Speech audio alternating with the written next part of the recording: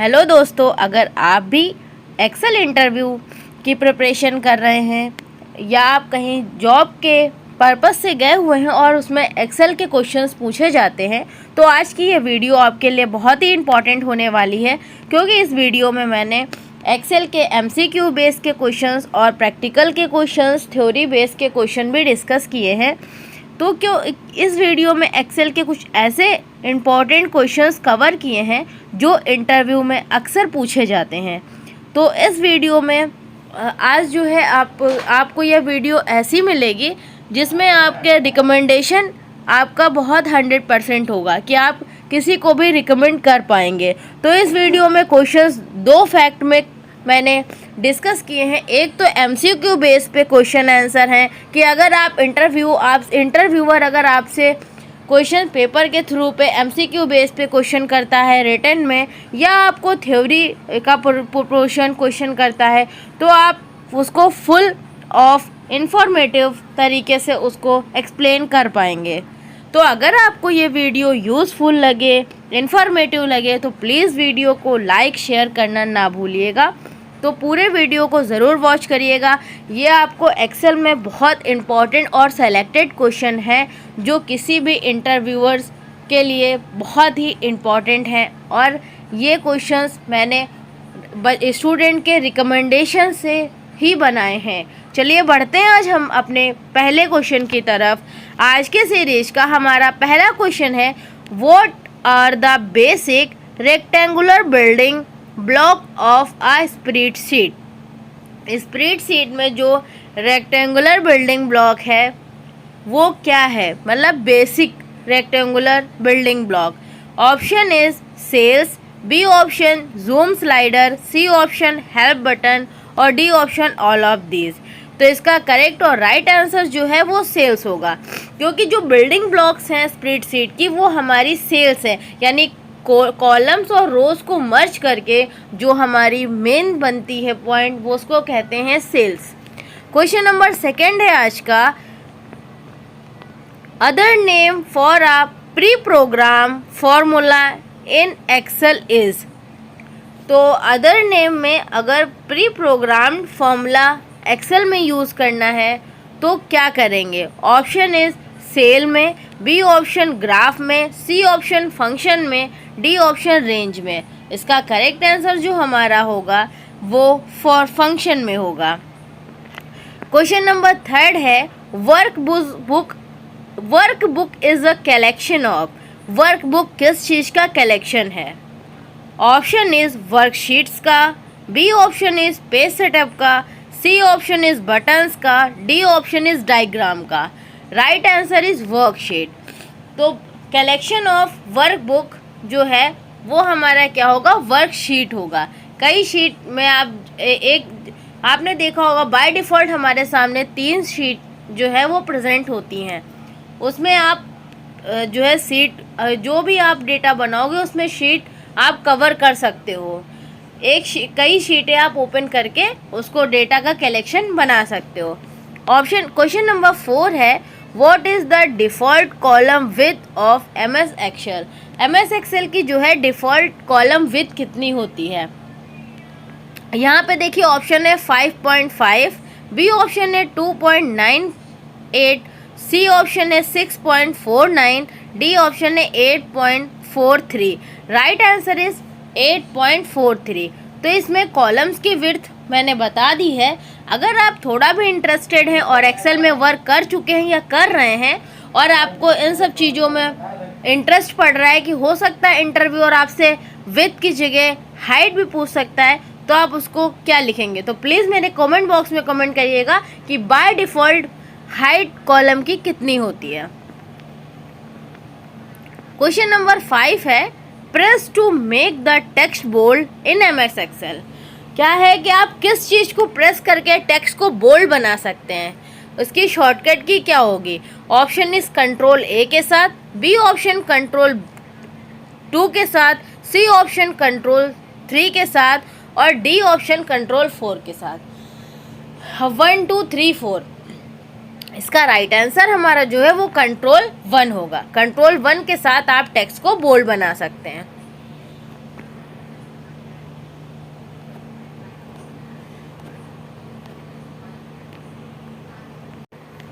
Next question है हमारा question number 6, name the keyboard shortcut की to use the switch between open Excel Windows. अगर interviewer आपसे पूछ देता है कि ऐसा शॉर्टकट की का नाम बताइए कीबोर्ड में जो स्विच करके हम लोग ओपन एक्सेल विंडो कर सकते हैं। ऑप्शन इज, उसमें ऑप्शन दिए गए हैं, ए ऑप्शन में कंट्रोल टैब के साथ, बी ऑप्शन में ऑल टैब के साथ, सी ऑप्शन में है कंट्रोल ऑल टैब के साथ और डी ऑप्शन में नन ऑफ दिस। तो इसका करेक्ट और राइट आंसर जो हमारा है वो कंट्रोल टैब होगा। कंट्रोल टैब को प्रेस करके आप एक्सेल की विंडोज पे ओपन कर सकते हैं। क्वेश्चन नंबर 7 है, is the programming language use to write a macro in MS Excel. MS Excel पे जो प्रोग्रामिंग की लैंग्वेज होती है वो मैक्रो पे क्या यूज़ की जाती है। सॉरी फॉर दैट, यहाँ पे क्वेश्चन नंबर 7 होना चाहिए क्योंकि 6 यहाँ पे निकल चुका है। यहाँ क्वेश्चन नंबर 6 ही पुट हो गया है, तो ये क्वेश्चन नंबर 7 है। Is the programming language use to write a macro in MS Excel. तो MS एक्सेल में जो प्रोग्रामिंग लैंग्वेज होती है मैक्रोस पे कौन सी यूज़ की जाती है। यहाँ पे देखिए ऑप्शन में दिए गया है विजुअल बेसिक, बी ऑप्शन में है C++, सी ऑप्शन में है जावा, डी में है C++। तो इसका जो राइट आंसर हमारा है वो विजुअल बेसिक होगा। विजुअल बेसिक लैंग्वेज को हम एक्सेल में मैक्रोज में यूज़ करते हैं। क्वेश्चन नंबर 8 है आज का कि why is the wrap text feature used in MS Excel. देखिए मैंने बताया था कि आपको मैंने MCQ बेस्ड क्वेश्चन भी रखे हैं और साथ ही थ्योरी का थोड़ा सा प्रोपोर्शन भी शेयर किया है। थ्योरी में अगर आपको जो हमने चीज़ें शेयर की है शायद आपसे इंटरव्यू में फेस टू फेस कम्युनिकेशन में ये चीज़ें भी पूछ सकता है, तो इसमें आप घबराएं ना। अगर आपने थोड़ा सा भी पढ़ा होगा तो आपको ये चीज़ें बहुत ईजिली आप समझ सकते हैं। इसमें देखिए दिया गया है कि एक्सेल में रैप टेक्स्ट फीचर का यूज़ क्या होता है। इसको मैंने बहुत ही स्मूथ तरीके से 2-3 लाइन में सिर्फ कवर किया है।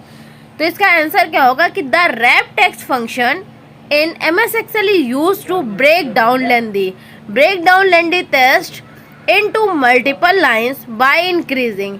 क्या होगा कि जो ब्रेक डाउन लेंदी मतलब जो टेक्स्ट होगा लेंदी उसको हम लोग क्या करेंगे मल्टीपल लाइन में इंक्रीज करके रो की हाइट विड्थ को क्या है increasing the row height इंसरिंग complete visibility of the content. उस कंटेंट की जो कंप्लीट विजिबिलिटी है उसके अगेंस्ट हम लोग इस पर शो करा सकते हैं। यानी the wrap text function in MS Excel is use to break down lengthy text into multiple line by increasing the row इंसर्सिंग complete visibility of the content. Content की कंप्लीट विजिबिलिटी पे शो ऑफ कर देंगे। Next question है question number 9, right the difference between count counter count blank. आपसे interviewers अगर ऐसा question कर देता है कि काउंट क्या होता है, काउंटर क्या होता है, काउंट ब्लैंक क्या होता है, ये भी थ्योरी का पार्ट है। चलिए इसको एक्सप्लेन करती हूँ।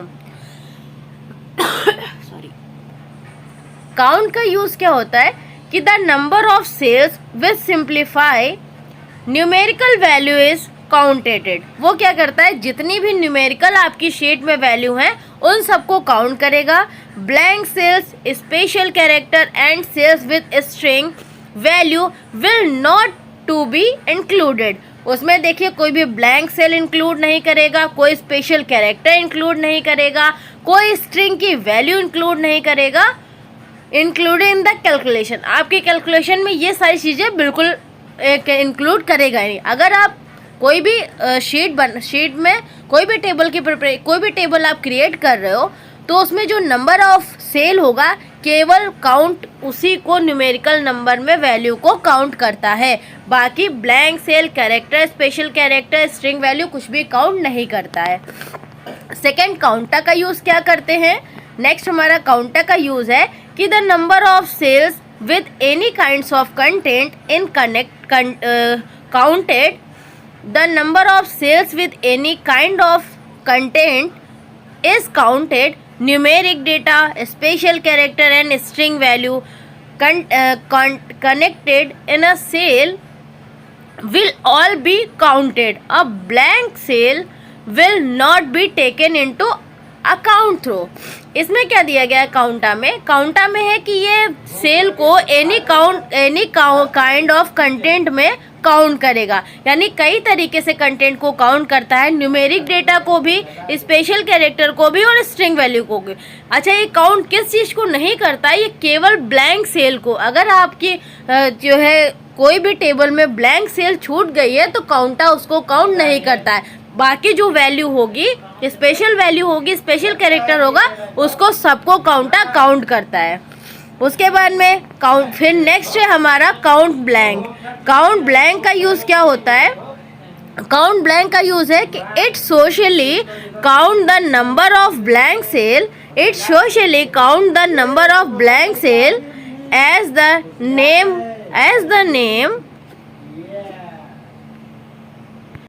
काउंट ब्लैंक सेल का यूज़ क्या होता है कि it is socially count the number of blank cells as the name would imply. Content containing cells will not be taken into accounts. इसमें क्या होता है कि बाकी वो नंबर, सेल, उन सब चीज़ों से मतलब नहीं रखता है, कोई नेम या कोई इम्प्लाई नंबर से मतलब नहीं रखता है। वो जितनी भी आपकी ब्लैंक सेल्स मतलब सेल्स होंगी आपके पूरे टेबल में, जो भी ब्लैंक सेल रह गई होगी, चाहे वो नंबर के फॉर्म में हो, स्पेशल कैरेक्टर के फॉर्म में हो या किसी न्यूमेरिकल वैल्यू के फॉर्म में हो, जो भी आपकी जो सेल रह गई होंगी ब्लैंक, उन सबको काउंट करके आपको रिप्रेजेंट कर देगा। तो ये काउंटा का यूज़ होता है। बेसिकली अगर आपने ध्यान दिया होगा तो आप काउंटा और काउंट ब्लैंक का यूज़ समझ गए होंगे। इसको मैंने बहुत ही नॉर्मल तरीके से डिस्कस किया है और उसको एक्सप्लेन भी कर दिया है और बहुत ईजी लैंग्वेज में आपके सामने रिप्रेजेंट किया है। तो अगर आप समझ गए तो मुझे कमेंट बॉक्स में ज़रूर कमेंट करिएगा कि आपको ये चीज़ बहुत अच्छी लगी, समझ में आई, और वीडियो को लाइक शेयर ज़रूर करिएगा। नेक्स्ट क्वेश्चन है हमारा, how can we combine text string from several cells into one cell. अब यहाँ पे क्या दिया गया है कि कैसे हम कंबाइन टेक्स्ट को स्ट्रिंग फ्रॉम में एक सेवरल सेल्स में एक वन सेल कर जो है मिला करके बना देंगे। जैसे कि कॉनकरेंट का यूज़, कॉनकैटिनेट का यूज़ क्या होता है? कॉनकैटिनेट का मतलब होता है कि जो सेवरल, जैसे आपने 2-3 सेल्स में अलग अलग कोई कैरेक्टर, स्पेशल नेम या name, sir name, special character या जो है कहते हैं कि वो उनका स्पेशल कैरेक्टर में या उनको कोई उपाधि दी गई, कोई अपॉर्चुनिटी के हिसाब से उनको दिया गया नाम। तो अगर अलग अलग सेल में वो अगर नाम या कुछ भी ऐसा लिखा हुआ है इंट्रो, तो आप उसको एक सेल में कैसे कन्वर्ट करेंगे? कॉनकैटिनेट का यूज़ क्या होता है? देखिए यहाँ पे मैं कॉनकैटिनेट का यूज़ बता देती हूँ कि use the concatenate command to combine टेट string that are connect in numeric cells into one cell. क्या करेगा? कई न्यूमेरिक नंबर को वन सेल में कन्वर्ट करेगा अप टू 30 टेक्स्ट पीसेस। क्या करेगा? इसमें 30 टेक्स्ट पीसेस ज्वाइन होंगे to be join using the Excel concatenate function which return the result of text. अगर आप 30 पीसेस के टेक्स्ट को ज्वाइन कराते हैं एक्सेल में तो कॉनकैटिनेट फंक्शन जो है वो आपको रिजल्ट यानी आउटपुट प्रोवाइड करेगा टेक्स्ट का। फॉर एग्जाम्पल, जैसे आपका नाम अलग अलग सेल में लिख देती हूँ, जैसे किसी का नाम मैं एग्जाम्पल में बोल देती हूँ, किसी का नाम है शिव कुमार शर्मा। अब उनका नाम शिव कुमार शर्मा है, अगर मैं अलग अलग सेल में शिव कुमार शर्मा अलग अलग सेल में देती हूँ तो आप क्या करोगे? एक्सेल में आपने कॉनकैटिनेट फॉर्मूला यूज़ करना है।